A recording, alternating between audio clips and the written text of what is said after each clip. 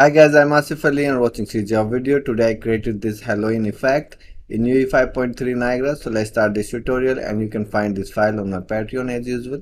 So let's start this. So I have these three images. This first one is like a cute pumpkin image with the alpha. And then I have this monster pumpkin and this is also with alpha. And then the last one is the mask for the monster pumpkin. So I have the mask for eyes inside the mouth and these teeth. And these images I created using AI, the Leonardo.ai site. Okay, so just use this image and create something cool.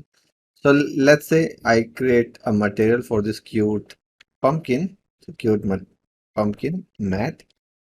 And what I'll do, I'll just use a cutout and I will use unlit actually, two-sided, and just connect the mask here and this thing here.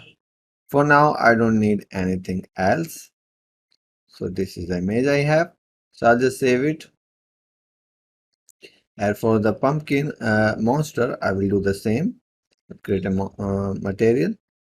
And then I need this material to be masked, unlit, two-sided.